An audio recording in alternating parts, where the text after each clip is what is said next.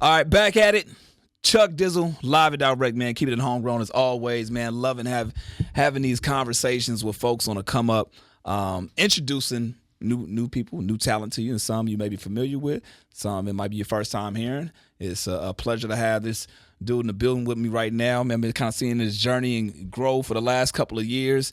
And he's not your typical artist from Long Beach, and I love that about him, man. HeyDeon is here, man. What's going on, big dog? It's good, man. Hey, so when people say your name, it's just do you HeyDeon? Is it Deon? How do you prefer people address you when it comes to the artistry? Honestly, the way I put my name was like to be like a greeting. So Gotcha. at the end of the day, it's like it's easy for people. They don't have to say like, hey Deon. Hey Deon. Yeah, it's just right. Hey Deon. You know, Gotcha, just like gotcha. one.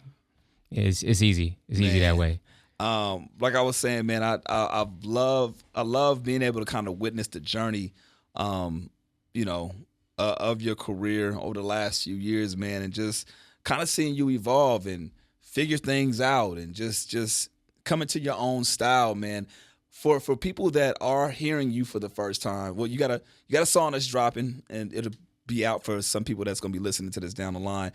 Type shit, right? Type shit is gonna be dropping or is out depending on when you watching or seeing this. How would you describe HeyDeon's sound for the people that's listening or plans on listening for the very first time?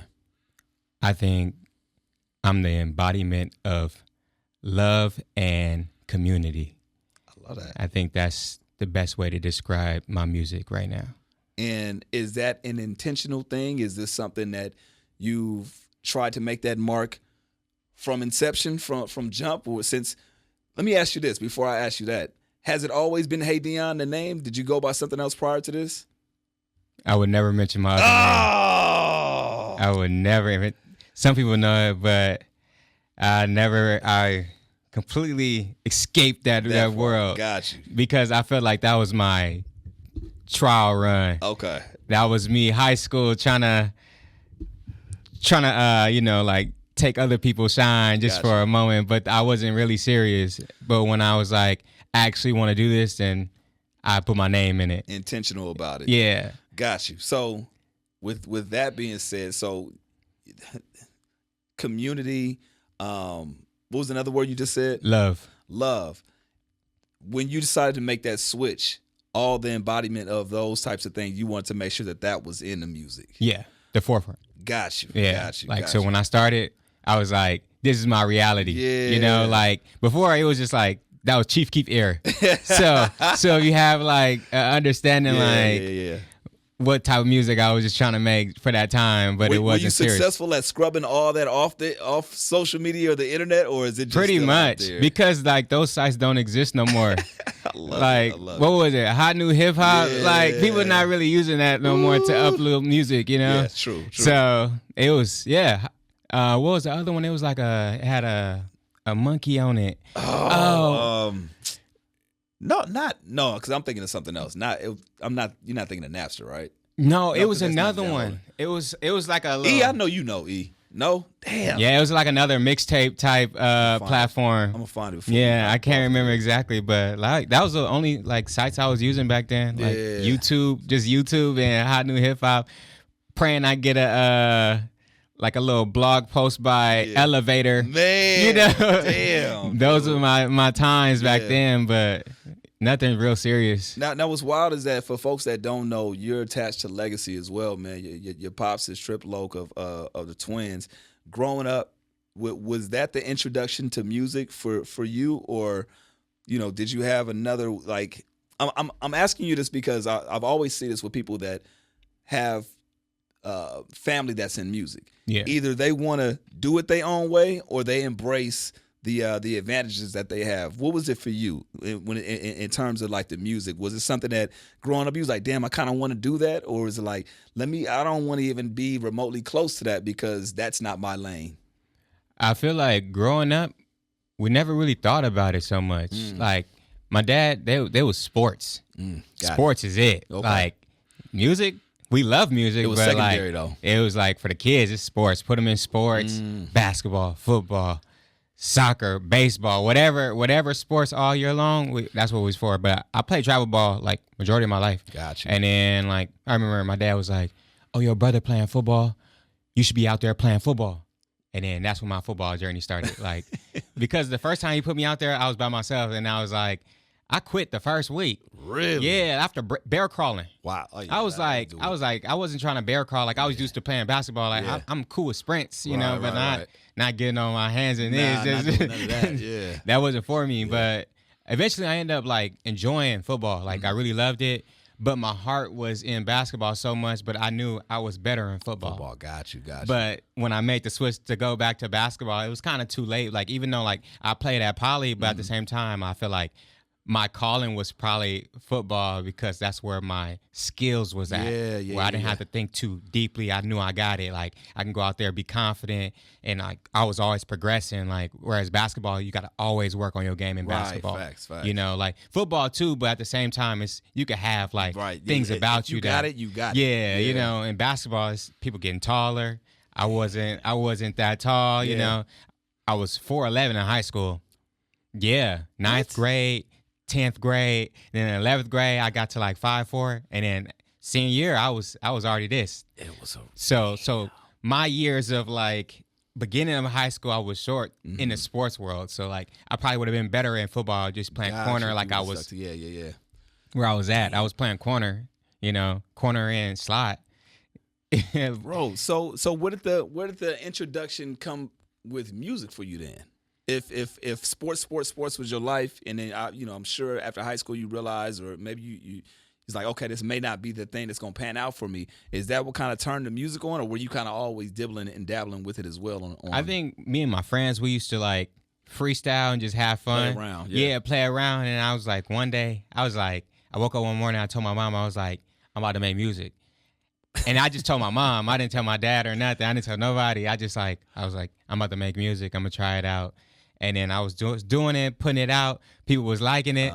And then like I had close homies. They was like, I could cuss. They was like, that shit trash, bro. Wow. And I was like, I remember I told myself, I said, it's okay. I said, I'm going to learn it. I'm going to get good. And then they're going to come back around. They're going to be like, they're going to forget I was even trash. Go back on it, man. Yeah. Where did that foresight come in, though? Because a lot of people, you know, that can be discouraging. You know what I'm saying? Especially early on, trying to do it for the first time. You know, sometimes that's a make or break. I've never done it. Never had done it. Just like the first time, I was like, okay. That's what I'm saying. That's make or break for a lot of people. So where did that confidence come in from your side to be like, all right, let me.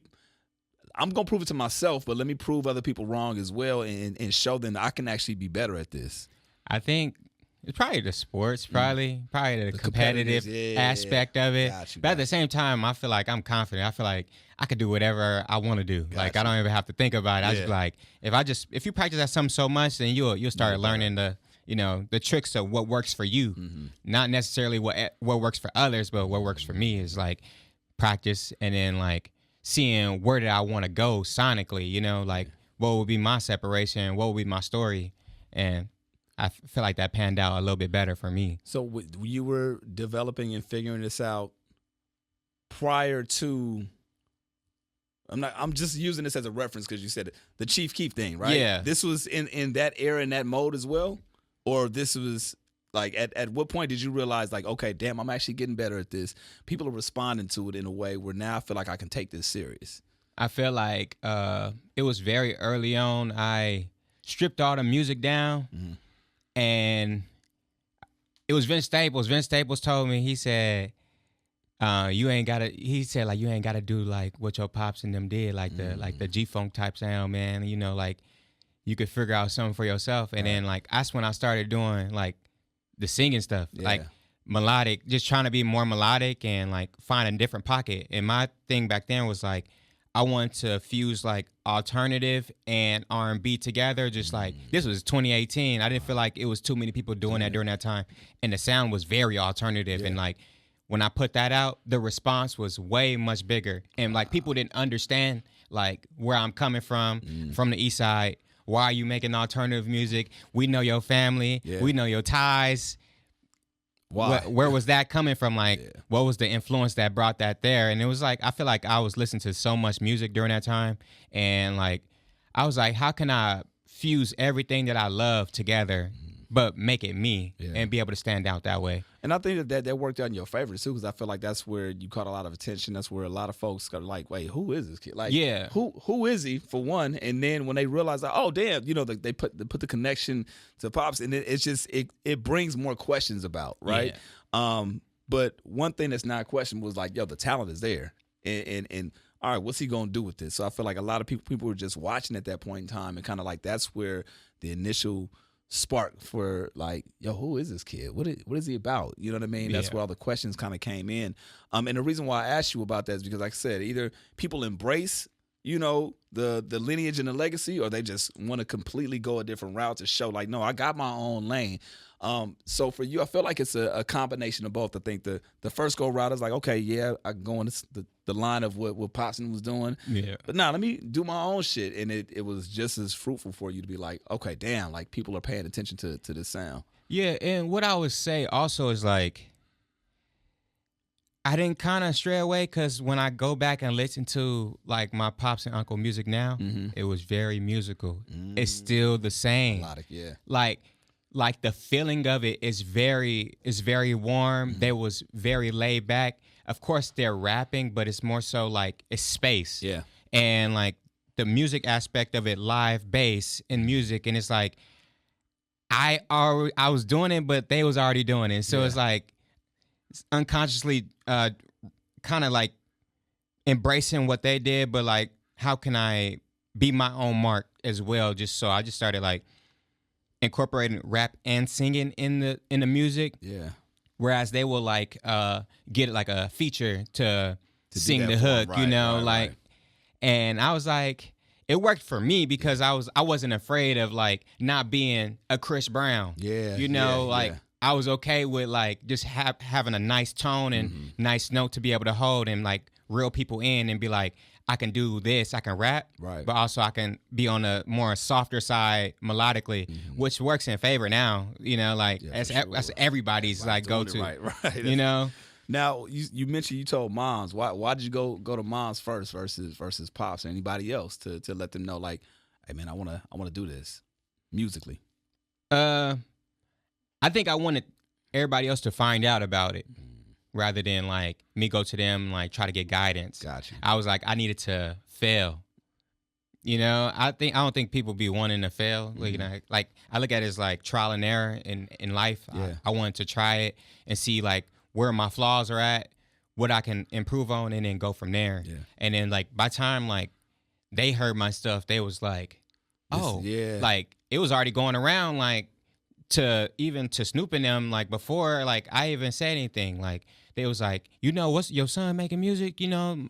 Like, yeah. Damn. Like no one knew.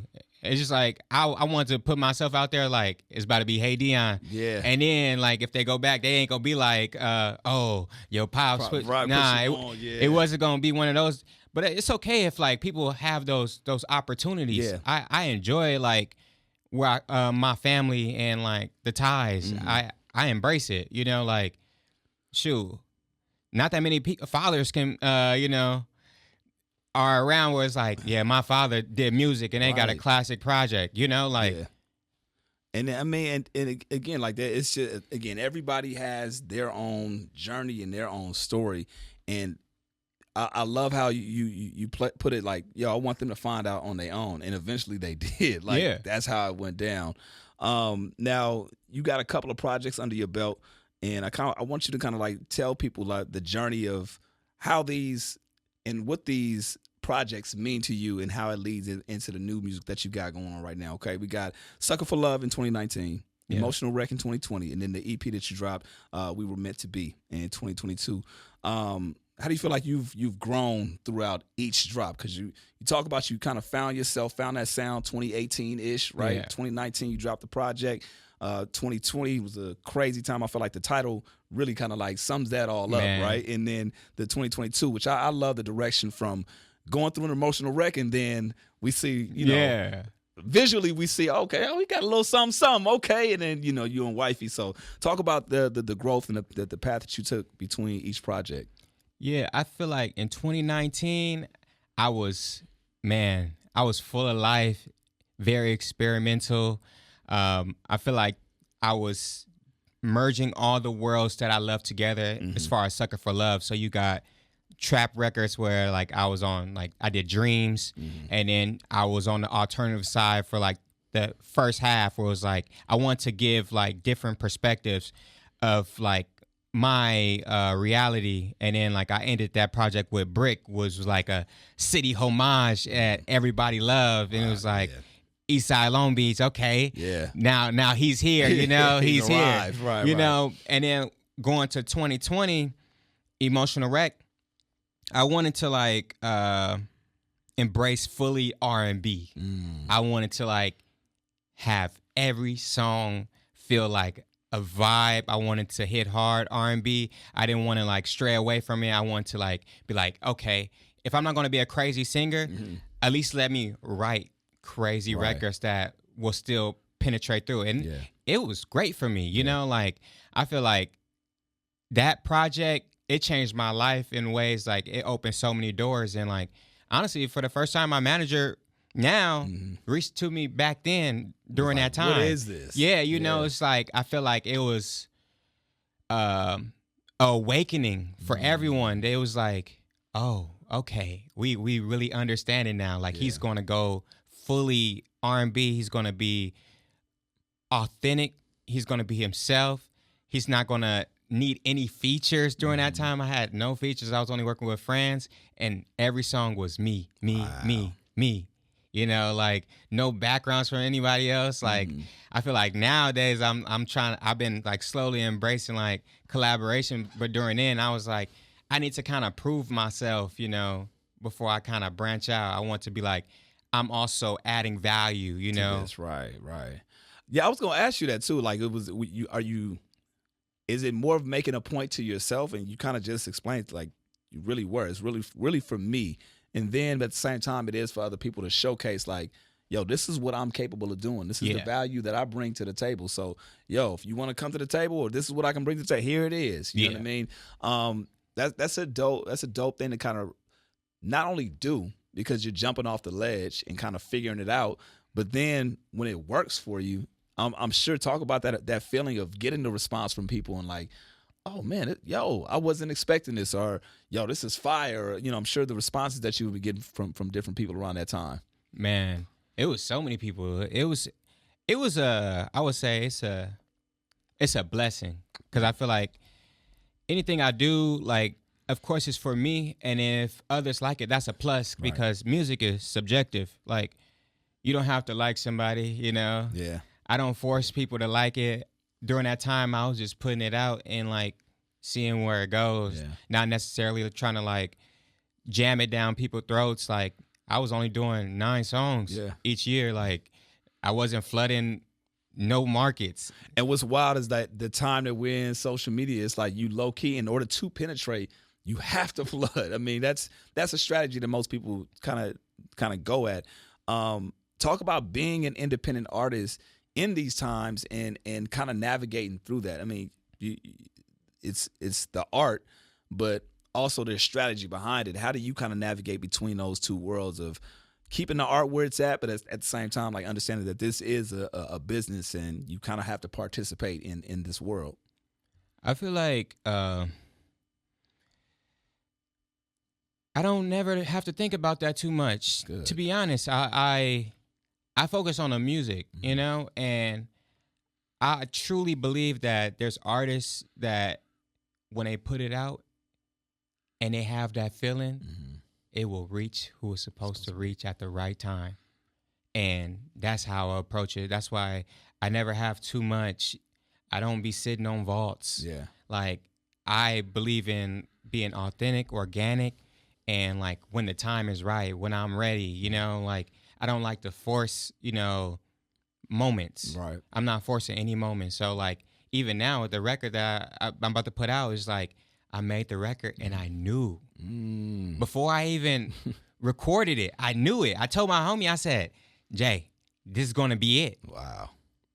I felt it. Like, it's a feeling. Like, I'm always chasing a feeling. So, like, records will move me in a way, and I know, like, if it moved me that way, I can only imagine what it'll do to others. You're right. Damn, I love the fact that it resonates and it connects with you in that sense because there's a level of like not only honesty, but it feels good when somebody enjoys what they do to this point and can just put it out there to the world for other people to enjoy again, just for the sake of the art, not for the clicks, not for the views, not to impress this person or this label or whatever the case may be. And I feel like that's always going to be the thing that I feel like you should always use as the North Star. No matter where you go in your career, like I feel like that's going to always keep you centered to the point of like, yo, okay, this is who HeyDeon is. You know what I mean? Talk about where that comes from. Is that something that's always been rooted in you? Is that something that comes from family? Does it come from experiences in life? Like, how did you get to that point? Because the reason why I ask this because I try to give those that are listening, those that are watching, not everybody has that mentality. And if they do have it, sometimes they stray from it. So how do you connect to that? Is that something that's always been drawn from you, or? I think it was just always in me. Gotcha. Yeah, like I always feel like I'm very transparent and I'm fearless. I would say I'm fearless. Okay. I say I'm willing to take risk on myself, I'm willing to bet on myself. I trust in my abilities and like my personality is very people will say it feels like I draw people in, like I have like an energy that is unmatched. Every time like people meet me for the first time, they tell me their whole life story. Wow.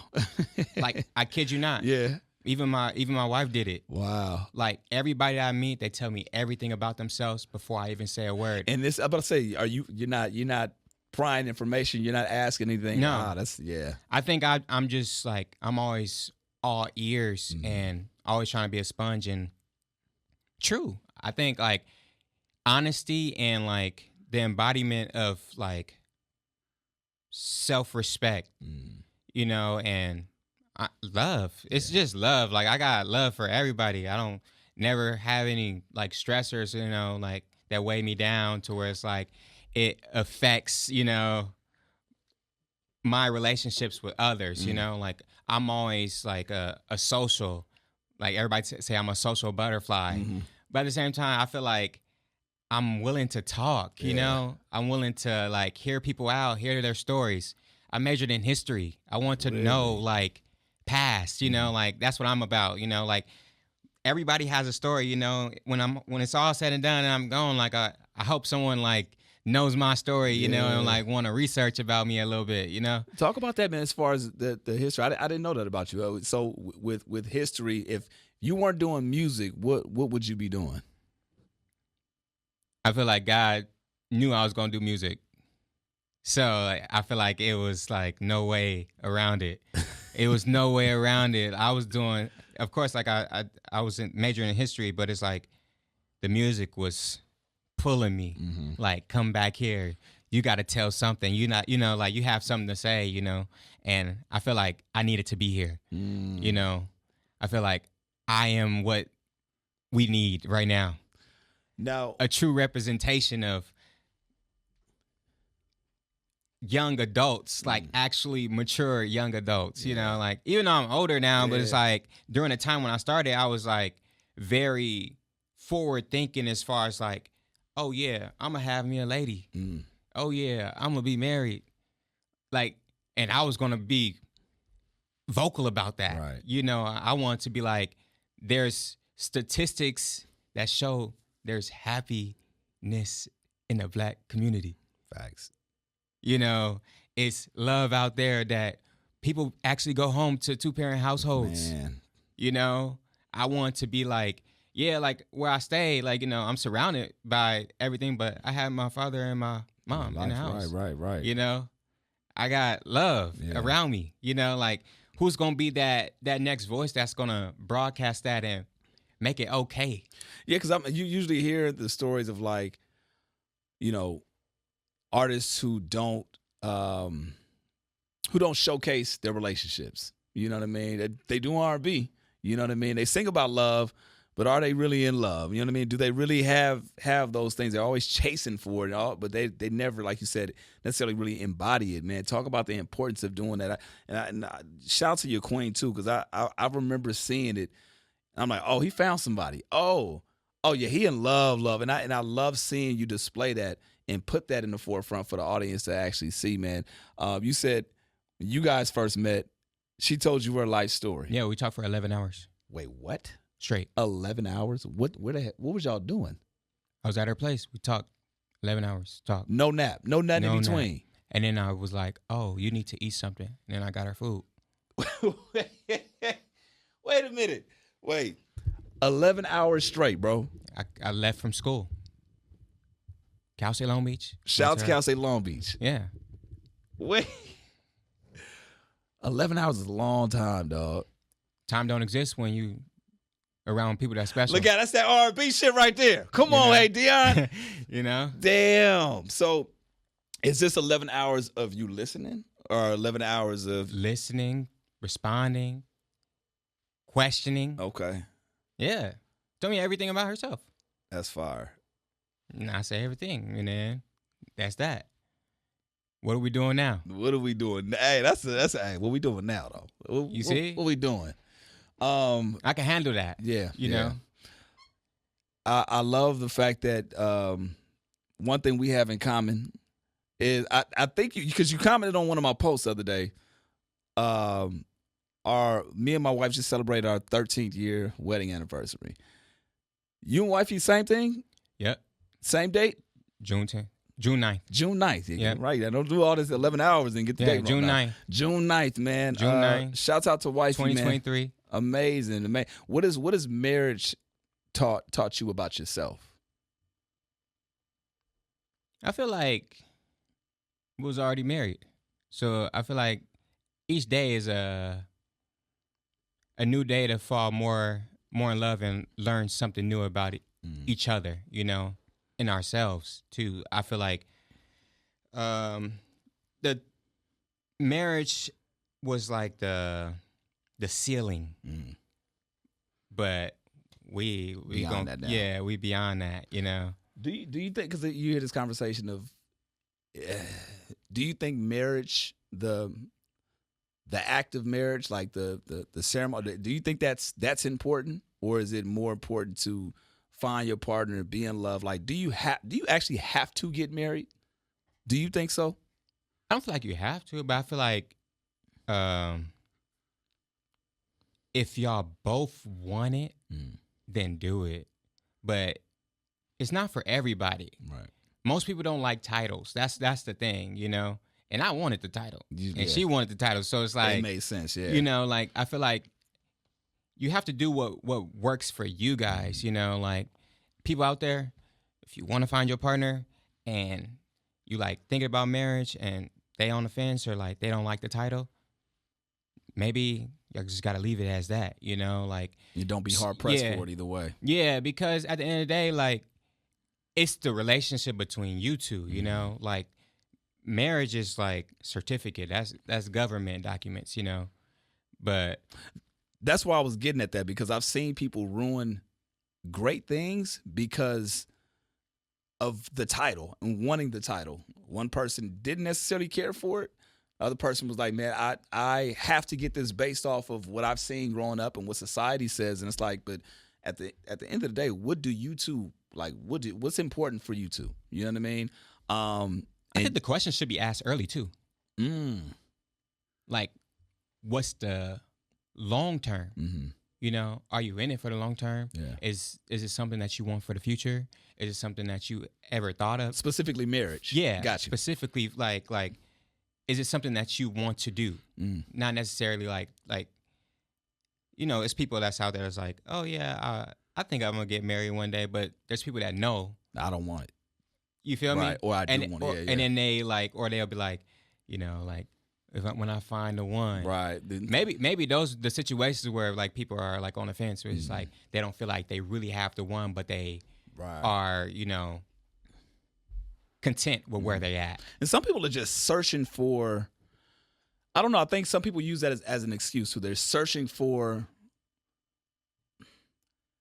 an undescribable feeling or a scenario that probably will never exist. You know what I'm saying? And I'm not saying settle, but it's like you said, those questions have to be asked early. You got to know within yourself what you really want at the end of the day. You know what I'm saying? The communication is super important. Now, another thing, man, fatherhood. I always like connecting with artists about that, man. And I've seen your journey as a father as well, man. Talk about your little one and, you know, what being a father has taught Deon throughout the years, you know, as opposed to like the artist, you know, husband, now father. Like, what has that shown you about yourself? What characteristics have you learned about yourself that you feel like fatherhood has brought out of you?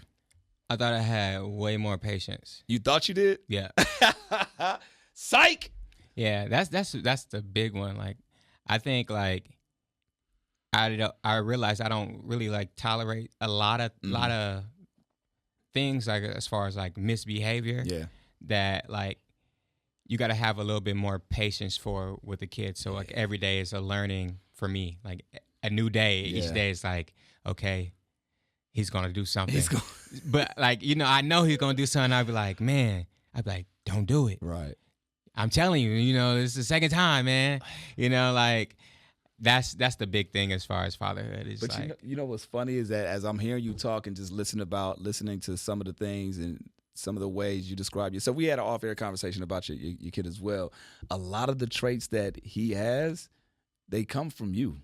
Yeah. Some of the things that, I mean, in terms of like the fearlessness and the confidence, like I feel like that is a reflection of yourself. I mean, so it's a thing it's amazing to watch. Like I always tell, like kids will hold up that mirror in front of you, and it's either things that you like or don't like about yourself, and you have to deal with them in that moment. You know what I mean? Definitely. What dad advice could you give to all the other dads out there? Some father advice based off of your experience as a father to other fathers out there. I would say let your kid do what they desire as long as it doesn't harm them. That's the best advice, you know. Let them find their journey. I love that. You know, and always be willing to like learn from them because, you know, that's what we're in it for at the end of the day. We're learning from them. I love this, man. I love it. You know, I got to ask you about the project and some music, man. Type shit is, depending on when you watching this or when you listening to this, it's either going to be dropping soon or it's going to be out. You dropping it on June 20th, right? June 20th. Okay, so is this leading up to a project? If so, do you have any details for us, or are we keeping things hush until it actually is for the people to receive? Right now, just we working. Okay. I would say working. We have things ready, but working. Continuously in the gym, perfecting the craft, trying to make sure the message is clear. You know, like that's my big thing as far as like with anything I do, the intention has to be fully put in it. The message has to be well delivered. I want it to be executed the way I hear it in my head, you know, and see it visually. Yeah. You know, so by the time it hits you guys, it's like I already knew what it was going to do for me. Do you have a problem with handing over your art to people? And what I mean by that, you know, you mentioned being self-sufficient, doing things on your own, and I think that's something to pride yourself in. You're not waiting on anybody else. Nobody's gonna hold your hand. But at some point too, you also have to, you know, it's a business. People have to get involved, whether it be visuals, whether, you know, deliverables, whatever the case may be. How do you navigate within letting the responsibility go to let other people handle your art? Are you good with that? Are you getting better with that? What's your take on it? I feel like it's continuously learning how to, you know, be a team player. You know, like I feel like in the beginning I was very like trying to figure it out. Of course, like I had help. It's always help. I will say that. Like it's always producers, there's always director friends, like it's always people around me. But as far as like management type help, I feel like this has been very new for me. Even in the beginning, it was like always new, like how to voice my opinion and hope that it doesn't affect relationships, you know?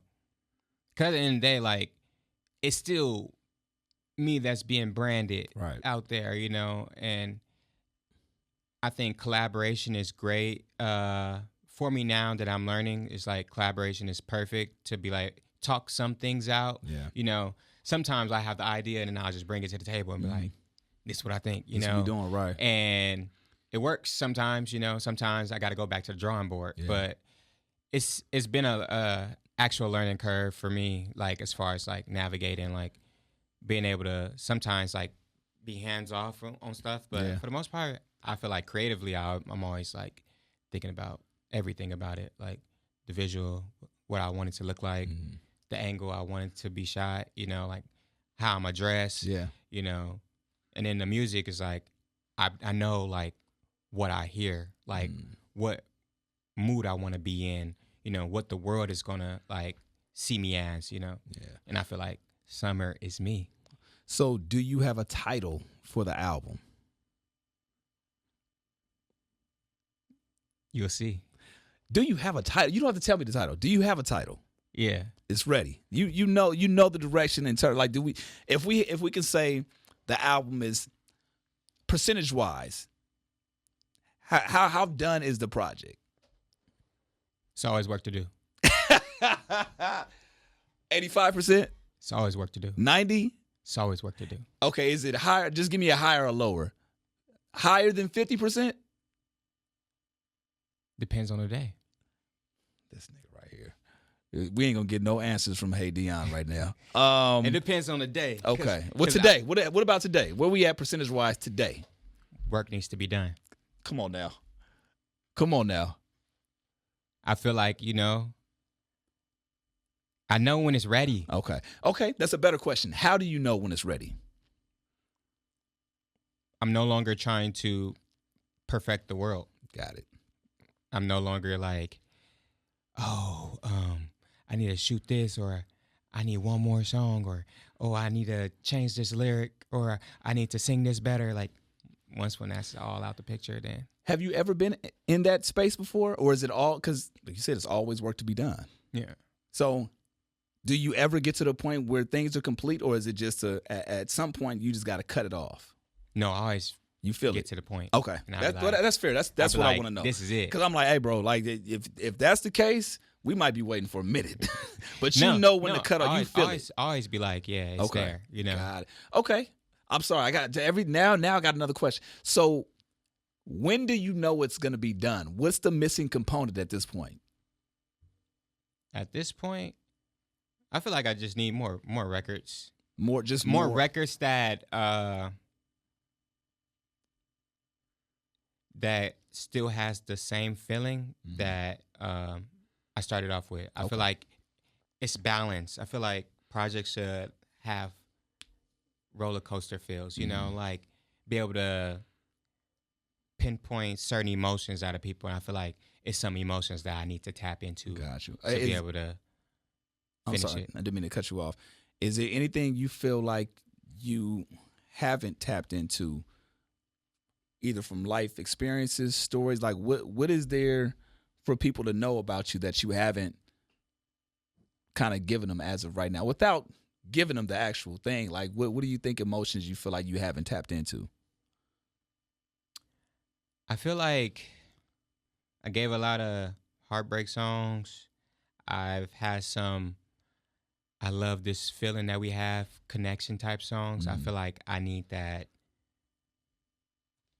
real, undeniable, like this is a love record, but feels like that barbecue, you know? Okay. Like the family barbecue, like you gonna put that on. Like okay. I feel like I'm chasing that right now. Okay. I'm chasing that love and happiness, you know, that, you know, like I want to do like my version of, you know, Donnell Jones, say what, you know, like I feel like I want that, you know, that type feeling. I wanna dance tonight. You know, the Frankie Beverly and Mays, the things that's, I got you chasing I feel like long term. I want that timeless, you know, that timeless record, like any generation. I feel like as an artist, that's what I really want. I crave for that. You know, I crave for that moment to be like, Yeah. I got one. I got one that can stand the test of times. Okay. I feel like I've been close, but I feel like I haven't like quite got it yet. Gotcha. You know, like I'm be there. Again, for the people that are listening for the first time, which one do you feel like in your catalog is the closest to that? As far as genre-wise? To you. In your catalog, which one do you feel like that feeling that you're chasing? You said I got close. Which ones are we talking? You can give them one. Like, which one do you feel like is the closest to that feeling that you're going for? So I haven't done it yet, but as far as like my old works, I wanted to fully embody like a era in music, which was brick. Okay. And I was like, how can I pay homage to my family lineage and where I'm from? And I was able to do that, and it worked very well. Okay. So I feel like I knew I can make that type of record where even I remember DJ Head said I reminded him of Anthony Hamilton and Nate Dogg in one song. Wow. And I was like, okay. At the time, I was like, I'm not hearing it. Right, but as I grow, I'm like, I understand. It was just like the delivery was there. I feel like I was very intentional with what type of record I was making, you know? I feel like that's what it is in music. It's like you have to go in knowing exactly what you want to do. Like, of course, you could play around and like pray that it works, but at the same time, like anytime I'm going in, I know like I need to tell this story. I need this type of feeling, and until I get it, then that's when I'm forward. Yeah. The year can't end without HeyDeon doing what? What's on your bucket list? What things are you manifesting? It could be career-wise, family-wise, life-wise. What's one thing? But the year can't end without you doing what? Getting everything I deserve. Anything that God has in store for me, I will have it. So the year won't end without that happening. There it goes. You know, like anything I want, if I want to, you know, be number one on the charts, I'm going to have that. If God, you know, I'm going to work. Yeah. I'm going to work.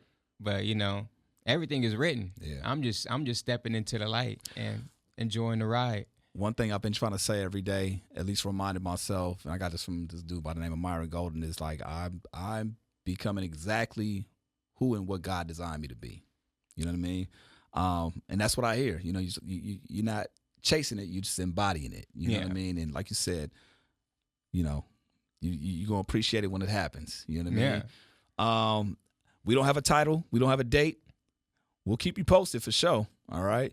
It's HeyDeon. I appreciate you, brother. I'm glad we got a chance to finally do this again. I've been watching the journey for a couple of years now. Well, damn, about 5-6 years now. Yeah. So it's a pleasure to kind of sit down with you and chop it up and see the growth, see the evolution. I'm just looking forward to continue to see the journey, bro. Anything you want to tell the people before we get up out of here? HeyDeon. Yeah. June 20th. Type shit.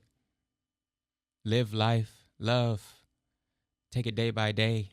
Second by second. Appreciate everything you have around you. You don't need to change for nobody, because like who you are is who you are. And, you know, like it's either you're going to have love or you're going to have hate. And if you're moving with love, no one can get in your way. Boom. I appreciate you, man. Homegrown, Chuck Dizzle. HeyDeon. We'll catch y'all next time. See ya.